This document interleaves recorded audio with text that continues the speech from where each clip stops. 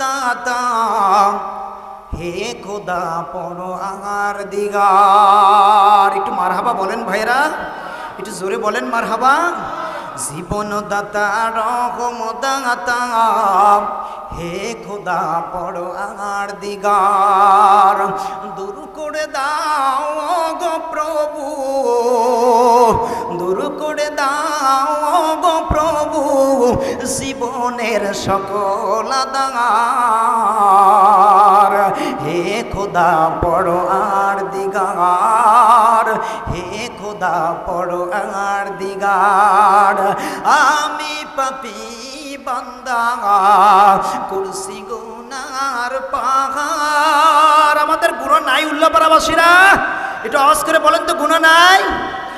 আমি পাপী বান্দা করছি গুনার পাহাড়, আমাকে ক্ষমা করো ও পরওয়ার দিগার।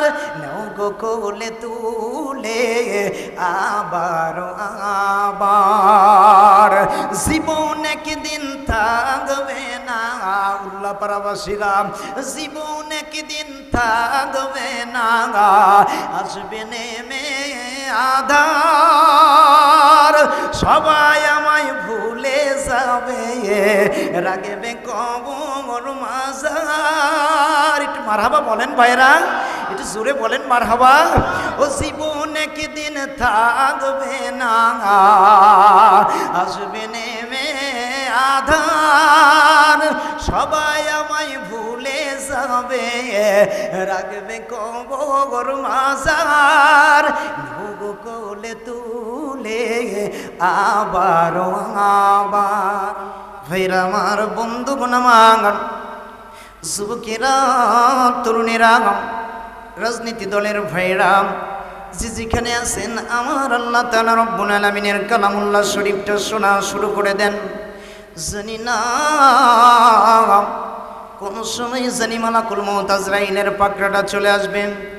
ও মুসলমানেরা, ওই দিন কিন্তু কোনো রেফারেন্স মানবে না গো। ওই দিন এমন একটা রেফারেন্স মানবে, সেটা এই নুন নামক 30 পারা করা যেই বিশ্ব নবীর উপরে নাজিল হয়েছে। ওই নবী যদি ওই দিন যদি আপনার পাশে থাকে, গো আপনার ইহকালটা ধন্য হয়ে যাবে, পরকালটা ধন্য হয়ে যাবে। বলি সুবহানাল্লাহ। আমার মুসলমানেরা, একটা বাড়ির জন্য গভীর মনোযোগ দিয়ে দেন ও ভাইরা। বিশ্বনবী করিম সাল্লাল্লাহু আলাইহি ওয়াসাল্লাম বলতেছেন, সাহাবীরা রে তোমরা শোনো, যেই ব্যক্তিটা প্রথম বেলা দিনের বেলা একটি কোরআনের তরজ শোনার জন্য, কোরআনের ব্যাখ্যা শোনার জন্য ঘর থেকে বেরিয়ে গেল গো, 500 রাকাত নফল নামাজ পড়লে যে সওয়াব আমার আল্লাহ তাআলা রব্বুল আলামিন তার চাইতে দ্বিগুণ সওয়াব ওই ব্যক্তির আমল নামায় দিয়ে দিল। বলি সুবহানাল্লাহ। ভাইরা আমার, বন্ধুগণ আমার, সারা রাত্রি বড় দাঁড়িয়ে দাঁড়িয়ে কিন্তু আমাদের 500 রাকাত নামাজ পড়া কিন্তু সম্ভব না। জোরে কোন কথা ঠিক কিনা?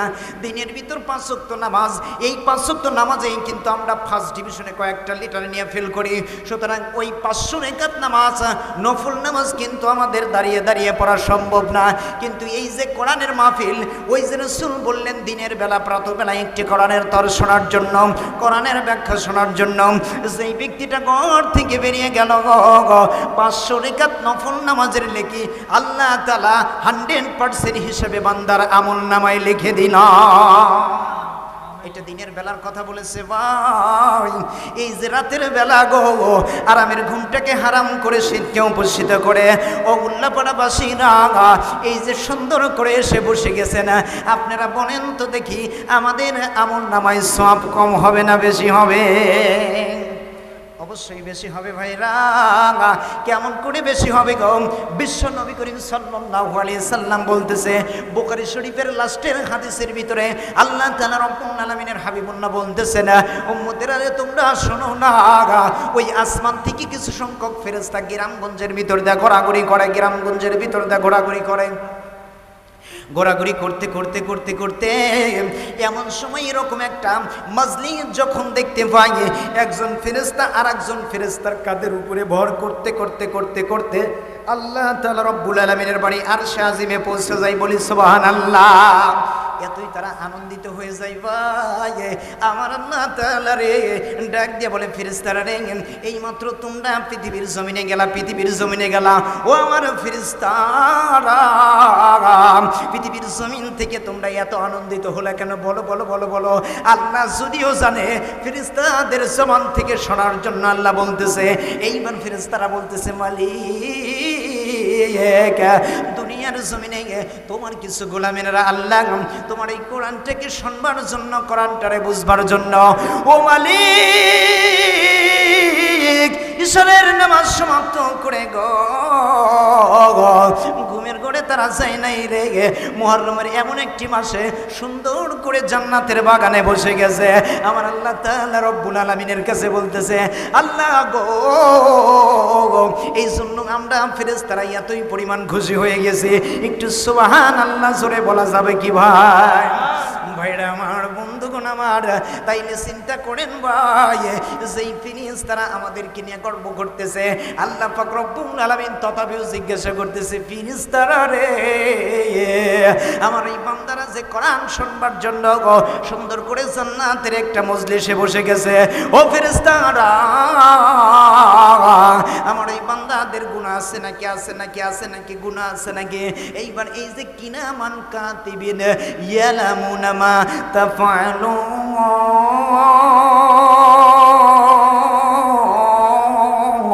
আল্লাহু আকবার। আল্লাহ জানিয়ে দিচ্ছেন ফেরেশতারা রে, দেখো তো আমার বান্দাগুলোর জীবনের গুণাগুলো আছে নাকি রে, একটাবারের জন্য বলো বলো বলো বলো। তখন দুইজন সম্মানিত ফেরেশতা আমাদের সাথে কিন্তু থাকে বাজান, এই যে কিরামান কাতিবিন, একজন নেকি লেখে গো, আরেকজন বদির কিন্তু লেখে। ও ভাইরা আমার উল্লাপাড়াবাসীরা রে, একটাবারের জন্য গভীর মনোযোগ দিয়ে দেন। কোন জায়গায় এসে বসে গেছি ভাই, জীবনটা ধন্য হয়ে গেছে রে। এই অবস্থায় কোনো মানুষ যদি মৃত্যুবরণ করে, খোদার কসম করে বলতেছি, ওই মানুষটার তদগিরের সাথে সাথে আল্লাহ তাআলা রব্বুল আলামিন জান্নাতের একটা সার্টিফিকেট বসিয়ে দিবে, বলি সুবহানাল্লাহ। ও মরিলে কান্দিস না রে আমার দাদাই সন্তান গো,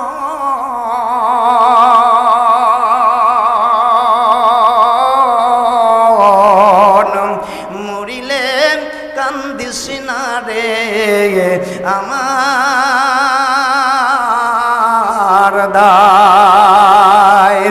মরণকালে শিওরে বসে পড়বির কোরআন,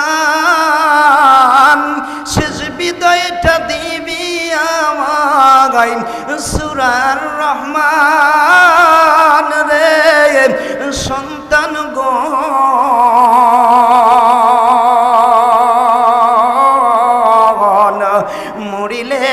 কান্দিস না রে আমার দায়। একটা বানের জন্য সংকার দিয়ে বলা যাবে কি মারহাবা। ও মুসলমানের দরে লাগাম। এইবার ফেরেশতারা সুন্দর করে যখন এইভাবে বলা শুরু করে দিল, আমার রব রে, দয়ার রব, মায়ের রব। এমন সময় দুইজন ফেরেশতা যখন বলা শুরু করে, আয় আল্লাহ তাআলা, এখন তোমার বান্দার এতগুলো নেকি হয়ে গেছে, এতগুলো বদির হয়ে গেছে, ও রব্বুল আলামিন, এখন কি করব কি করব কি করব কি করব?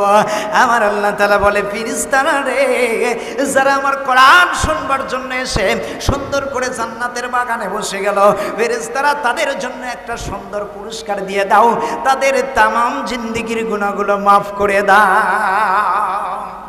ভাইরা আমার, বন্ধুগণ আমার, এখন কাদের জীবনের গুনাহগুলো মাফ হবে গো? আসুন একটু কোরআন শুনে আল্লাহ পাক রব্বুল আলামিন বলতেছে, হাবিবুল্লাহ আপনি শোনেন, তাদের জীবনের গুনাহগুলো এখন মাফ হবে। কাদের জীবনের গুনাহগুলো মাফ হবে? কোরআনকে যদি জিজ্ঞাসা করি, কোরআন বলো বলো বলো রে, কাদের জীবনের গুনাহগুলো মাফ হয়ে যাবে? কাদের জীবনের গুনাহগুলো মাফ হয়ে যাবে?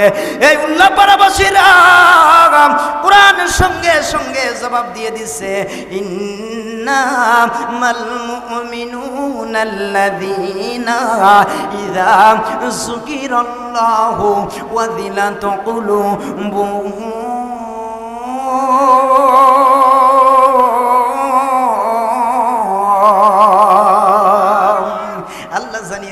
সাবিরে কাদের জীবনের গুনাহগুলো মাফ হবে।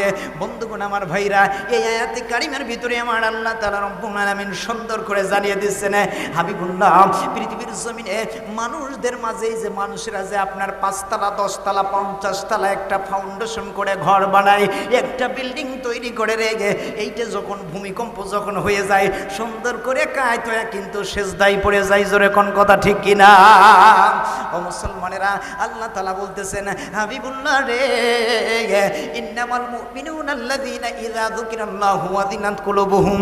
হে রাসূলুল্লাহ, আপনি একটা বারের জন্য শুনে নেন, শুনে নেন, এই যে যারা মুমিন, আমি আল্লাহ তাআলা রব্বুল আলামিনের সিফাতি নামগুলো আছে 100টা নাম, তার ভিতর একটা নাম আল্লাহ তাআলা কুল কায়নার মাঝে বন্টন করে দিয়েছে। ও আমার উল্লাপাড়াবাসীরা, এই একটা নামের বরকতে যদি কিঞ্চিত পরিমাণ পায়া যদি মা বাবা সন্তানের প্রতি এত মহাব্বত এত ভালোবাসা দেখায়, এ মুসলমানেরা, এখনো আমার আল্লাহ তাআলার 99টা ভাগ আছে বাজান। আল্লাহ তাআলা রব্বুল আলামিন বলতেছে, হাবিব, এই নামগুলো সিফাতি নামগুলো যদি কোনো মানুষের সামনে যদি নেওয়া হয়, ওই মানুষটা যদি মুমিন হয়ে থাকে, ওই মানুষটার অন্তরের ভিতরে এমন একটা ধাক্কা মারবে গো, কলবের ভিতরে এমন একটা ধাক্কা মেরে দিবে, এক ধাক্কাই বুঝে নিবে আল্লাহকে ভয় করতে হবে, আল্লাহকে ভয় করতে হবে। পৃথিবীর জমিনে কোনো আতি নেতা, কোনো পাতি নেতা, কোনো সাতিল নেতা, কোনো বাতিল পন্থীদের ভয় করা যাবে না। জোরে কোন ঠিক কিনা? আমার রাসূল কেমন দরদি গো বাবা। বিশ্ব নবী যেইবার ডাক দিয়ে বলতেছে, ও মালিক, এমন একটা সিদ্ধান্ত নিলেন আমার উম্মতেরা কিছু সংখ্যক গোমরা উম্মত হবে, ওই উম্মতগুলো আপনার নামটা শোনা মাত্র তাদের অন্তরের ভিতরে একটা ধাক্কাও দিবে না, একটা কাঁপুনেও দিবে না, একটা ঝাঁকুও দিবে না। ও মালিক, তাইলে কি তারা প্রকৃত মুমিন না? তাইলে কি তাদের জীবনের গুনাহগুলো মাফ হবে না? ও মুসলমানেরা, এইবার বিশ্ব নবী যখন কথাটা বলে রে, আমার আল্লাহ তাআলা রব্বুল আলামিন জানিয়ে দেয়, হাবিব, আপনি পেরেশানি হবেন না, পেরেশানি হবেন না যদি তাদের অন্তরের ভিতরে আমি আল্লাহ তাআলা রব্বুল আলামিনের সিফাতি নামগুলো শোনা মাত্র একটা যদি ঝাঁকুনি না দেয়, একটা যদি কাঁপুনি না দেয়, হাবিবি রে, তাদের যে গায়ের লোমগুলো আছে রে হাবিব, আমার নামটা শোনা মাত্র যদি তাদের এই লোমগুলো যদি খারাপ হয়ে যায়, ওইটাই হলো প্রকৃত মুমিন, এবং ওদের তামাম জিন্দেগির গুনাহগুলো আমি আল্লাহ মাফ করে দিলাম। বলি সুবহানাল্লাহ। ও মুসলমানেরা, তাইলে এখন চিন্তা করে দেখেন ভাই, আল্লাহ তাআলা রব্বুল আলামিন সুন্দর করে দেখেন, এই পৃথিবীর জমিনে আমাদেরকে পাঠাইছেন একটাই উদ্দেশ্য না, সেটা হলো ইবাদত। ইবাদত, ইবাদত, দুই প্রকারের ইবাদত আছে বাজান। একটা হলো ইবাদতের রহমানি, আর একটা কিন্তু ইবাদতের শয়তানি। জোরে কোন কথা ঠিক কিনা? একটা হলো ইয়াজিদি মুসলমান, একটা হলো হোসাইনি মুসলমান। আছে না নাই বলেন তো দেখি? আল্লাহ পাক রব্বুল আলামিন কোরআনুল কিতাবুল্লাহর মাঝে সুন্দর করে জানিয়ে দিচ্ছেন, ওয়া মাই ইয়ামাল মিসকালা যাররাতিন শাররাইয়া। একটু সুবহানাল্লাহ বলেন। আল্লাহ পাক রব্বুল আলামিন জানিয়ে দিচ্ছেন, হাবিব, আপনি আপনার উম্মতগুলোকে আমার গোলামগুলোকে জানিয়ে দেন, কোনো বান্দা যদি কিঞ্চিত পরিমাণ যদি একটা নেকির কাজ করে ওই নেকির কাজটা সুন্দর করে, এই যে আপনারা দেখতে পারতেছেন ক্যামেরাগুলো, সুন্দর করে আমি কি করতেছি না করতেছি, কেমন করতেছি না করতেছি, এইটা কিন্তু পরবর্তীবার দেখা যাবে। জোরে কোন কথা ঠিক কিনা? ও মুসলমানের দল রে, আল্লাহ পাক রব্বুল আলামিন জানিয়ে দিচ্ছে, কিয়ামতের ময়দানে এমন একটা পরিস্থিতি হয়ে যাবে, মায়ের মতো রে, বাবার মতো ভালোবাসার মানুষগুলো যখন চিনবে না, ঠিক সেই সময় এমন একটা অবস্থা হয়ে যাবে, সকল মানুষগুলো নাফসি নাফসি নাফসি নাফসি বলা শুরু হয়ে যাবে। একটু সুবহানাল্লাহ বলেন। সেই দিন আল্লাহ তাআলা রব্বুল আলামিন জানিয়ে দিবেন, হাবিবুল্লাহ, মানুষ যদি সেই দিন এক বিন্দু যদি নেকি করে থাকে, ওইটাও সেই সিসিটিভিতে দেখানো হবে। মানুষ যদি এক বিন্দু যদি বদির করে থাকে ওইটাও দেখানো হবে। একটু বলেন সুবহানাল্লাহ। এমনি হেলা হেলা মনে করেন না, খালি নামাজ পড়লাম, রোজা করলাম, হজ করলাম আর যাকাত দিলাম। রোজা রাখা কবু সোজা, যদি না হয় তোমার লাগাজ, ওই নামাজে লাভ নাই তোমার, হবে যে পরকালের কাজ। আল্লাহ বলে, বান্দারে তো গুনাহ সীমাহীন, মক্কা গেলে রক্ষা নাই তোর কিয়ামতের দিন, ও তুই দুজুকবাসী হইবি সেদিন। একটু মারহাবা বলেন ভাই, একটু জোরে বলেন মারহাবা। গলায় নিয়ে গজবের সাজ, ওই নামাজে হবে না তোর পরকালের কাজ। জোরে জোরে কোন কথা ঠিক কিনা? ও মুসলমানের দল রে, তাইলে চিন্তা করে দেখেন, আজকে নামাজ পড়ি, নামাজ দিয়ে জান্নাতের গ্যারান্টি নাই। আজকে রোজা করি, রোজা দিয়ে জান্নাতের গ্যারান্টি নাই। আজকে দেখা যায় হজ করি, হজের ভিতরে জান্নাতের গ্যারান্টি নাই। এরপরে যাকাত দিই, যাকাতের ভিতরে আপনার জান্নাতের গ্যারান্টি নাই। তাইলে জান্নাতের গ্যারান্টি কিসে পাবো? শোনা দরকার আছে না নাই? মুসলমান ভাইরা রে, একটা বারের জন্য গভীর মনোযোগটা দিয়ে দেন। আমি এদিক ওদিক আগাবো না, ছোট্ট একটা রেফারেন্স ঘটনা এখানে নিয়ে আসতেছি। নবীজির কলিজার টুকরা দুইজন হাসাইন এবং হুসাইন, এই এমন একটা মাস গো, এই মাসেই কিন্তু তেনারা শাহাদাতের পেয়ালা পান করেছে। এবং কেন তেনারা শাহাদাতের পেয়ালা পান করলো বাজান? আমার আপনার জন্য, এই গুনাহগার উম্মতদের জন্য। আমার বিশ্ব নবীর কলিজার টুকরা দুইটা নাতি দয়, কলিজার টুকরা দুইটা নাতি আমাদের জন্য, উম্মতের জন্য কিন্তু কুরবানি করেছে। বলি সুবহানাল্লাহ। ও মুসলমানেরা, একটু গভীর মনোযোগ দিয়ে দান। জাসলি শুধু সার মর্ম কথাগুলো আমি আপনাদের সম্মুখে তুলে ধরবো। ও বাজান, হুসাইন এমন একজন ছিলেন বাজান, হাসাইনের ঘটনাটা সবাই বলেন, আমি শুধু এখান থেকে শুধু শিক্ষা নেবার জন্য। এই একটা মাসে যদি কোনো মানুষ যদি দুইটি কাজ যদি করতে পারে, ওই মানুষটা বিনি হিসেবে তো জান্নাতে যাবে। এবং হাসাইন হুসাইন বিশ্ব নবীজি যেই জান্নাতের মাঝে অবস্থান করবে, আমার রব্বুল আলামিন ওই বান্দাটাকে একই জান্নাতের মাঝে অবস্থান করাবে। বলি সুবহানাল্লাহ। ভাইরা আমার, বন্ধুগণ আমার, চক্রান্ত হয়ে গেল। এজিদের চক্রান্ত কিন্তু বড় চক্রান্ত। এই জন্য মাঝে মাঝে বলে থাকি, এক গ্রুপ হলো হুসাইনি গ্রুপ, আর এক গ্রুপ হলো এজিদি গ্রুপ। আছে না নাই বলেন তো দেখি? এক গ্রুপের সামনে যদি কোরআন হাদিস নিয়ে যদি মতভেদ যদি করা যায়, ওদের চুলকানি আছে না নাই বলেন তো দেখি? কোরআনের কথাগুলো বললে পরে এদের গায়ে লাগে, গায়ে লাগে, গায়ে লাগে। এরা হলো নামদারিত মুসলমান এবং এজিদের গোষ্ঠী, আবু জেহেলের লাতিপুতি। জোরে কোন কথা ঠিক কিনা? আর যারা কোরআনের জন্য জীবনটা দিয়ে দিবে, শাহাদাতের পেয়ালাটা যারা পান করবে, রক্তকে রক্ত মনে করবে না, তারা বলবে ইন্নাল্লাহ হাসতারা মিনাল মুমিনিনা ওয়া আনফুসাহুম ওয়া আমওয়ালাহুম বিআন্না লাহুমুল জান্নাত। তাদের জান এবং মালগুলো ইসলামের জন্য, আমার আল্লাহ তাআলা রব্বুল আলামিনের জান্নাতের জন্য তারা ক্রয় করে নিয়েছে। বলি সুবহানাল্লাহ। ভাইরা আমার, বন্ধুগণ, হুসাইনকে তো শেষ করে দিল, এখন হাসাইনকে কেমন করে শেষ করবে বাজানা? ও মুসলমান রে, কুফা নগর থেকে মদিনার মাঝে এত সংখ্যকভাবে খালি চিঠিগুলো পাঠাইতে থাকে, চিঠিগুলো পাঠাইতে থাকে। ও বাজান, 30 থেকে 40 হাজার চিঠি পাঠাইছে। কয় হাজার চিঠি? একটু কথা বলেন, আমার ওয়াজ আপনারা বুঝতেছেন তো? কয় হাজার চিঠি পাঠাইছে? 30 থেকে 40 হাজার চিঠি পাঠাইছে বাজান। হুসাইনকে কুফায় নিয়ে আসবে রে, হুসাইনকে কুফায় নিয়ে আসলেই তো অবস্থাটা খারাপ করতে পারে। তাহলে এজিদের কাছে আপনার ওই ক্ষমতার ভাতটা, ক্ষমতার মর্মটা চলে আসবে। ও মুসলমান, চিন্তা করে দেখেন, আজও পর্যন্ত সেই ষড়যন্ত্র আছে না নাই বলেন তো ভাই? অবশ্যই কিন্তু আজও পর্যন্ত সেই ষড়যন্ত্রটা আছে। আজও পর্যন্ত ইয়েজিদি গোষ্ঠীর দল এখন পৃথিবীর জমিনে আছে। তারা দেখায় আমরা বড় সুন্নি, আমরা নামাজ পড়ি, রোজা করি, হজ করি, যাকাত দেই, এরপরে ভালো ভালো কাজের এক্সাম্পল দেই। আছে না নাই বলেন তো দেখি? মুসলমানেরা, বলতেছিলাম 40 হাজার চিঠি পাঠাইছে বাজান। দেখেন একজন মানুষ ছিল রে, এই মানুষটা হুসাইনকে কেমন মহাব্বত করেছে, কেমন ভালোবেসেছে বাজান।